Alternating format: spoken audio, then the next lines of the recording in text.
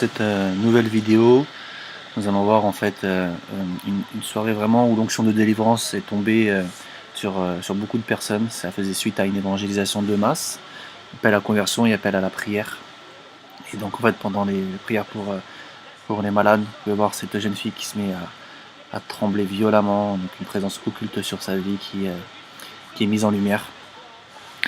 Il faut savoir que donc en Afrique, c'est traditionnel, c'est peut-être culturel, je sais pas, de d'aller voir un féticheur, d'aller voir un sorcier, un marabout en fait lorsque l'enfant naît.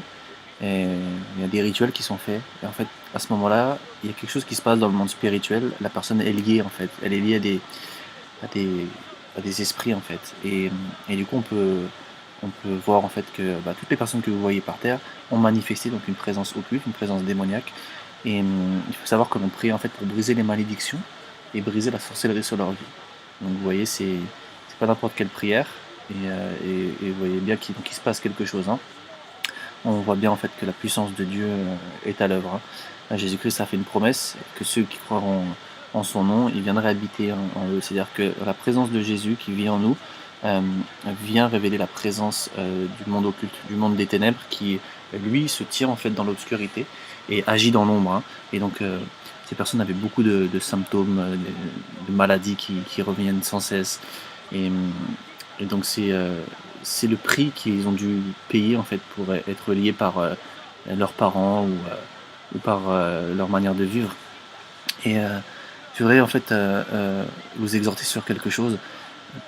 Dans ces villages-là où ils connaissent en fait les sorciers depuis toujours, la puissance qu'ils ont, on ne peut pas venir juste avec de la théologie. Je ne dis pas que la théologie est pas bonne et qu'il n'en faut pas, non, loin de là, c'est même la base.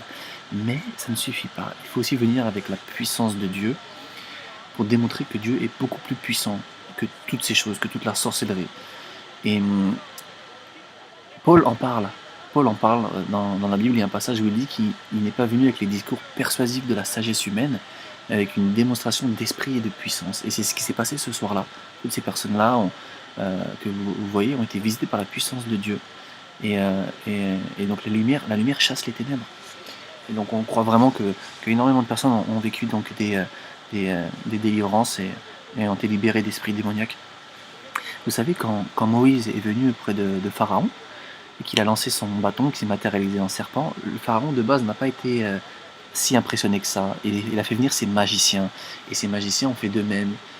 Le résultat, la différence, c'est que le serpent de Moïse était beaucoup plus puissant, et il a dévoré les autres serpents. Ça montre que la puissance de Dieu est supérieure à celle des sorciers, à celle du monde occulte. Maintenant, c'est vrai que le diable copie. Et je voudrais vraiment mettre en garde à ceux qui vont voir les guérisseurs ou les médiums euh, pour, euh, pour recevoir quelque chose d'eux. Il faut savoir qu'il y a un prix à payer. Vous ne le savez pas, on ne vous le dit pas, mais c'est un principe spirituel. Et je voudrais vraiment vous mettre en garde contre ça parce que oui, peut-être que vous allez être guéri, mais il y a un prix à payer. Donc, et ce prix, ce qui va se passer, c'est que vous allez retomber dans cette maladie-là, dans une autre. Des fois, ça peut être des choses cycliques.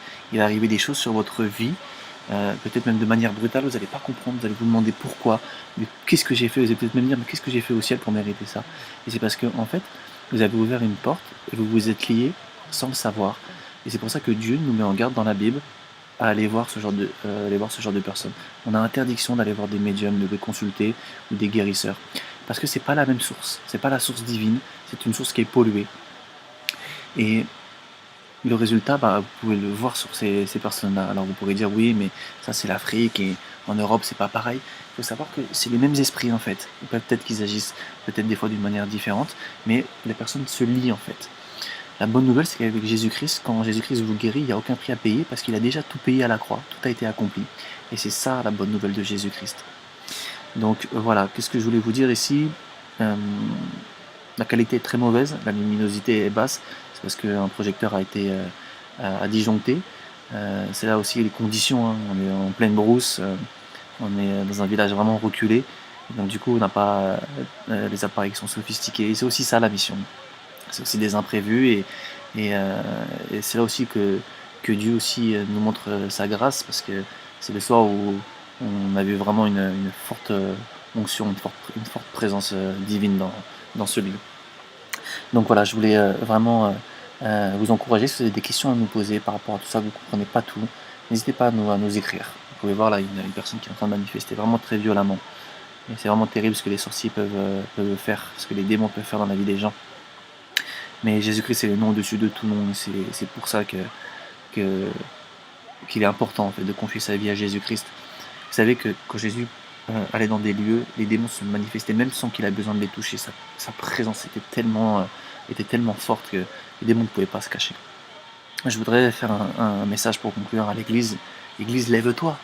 Lève-toi de ton banc et va faire des disciples, va démontrer la puissance de Dieu. Je ne sais pas si une personne qui ne croit pas, qui voit ça, elle ne peut pas rester de marbre. C'est pas possible. Ça serait inhumain en fait de regarder ça sans rien y penser en fait. Si vous voulez comprendre en fait tout cet engouement, tout ce qu'il y a autour de Jésus-Christ, pourquoi est-ce que on parle autant d'une personne qui est venue il y a 2000 ans dans une petite ville, dans une bourgade, à Jérusalem. Vraiment, euh, écrivez-nous ou lisez un évangile, celui de Jean, de Matthieu. Soyez curieux en fait, c'est ça que j'ai envie de dire. Soyez curieux parce que tout ce que vous voyez, c'est réel, c'est palpable.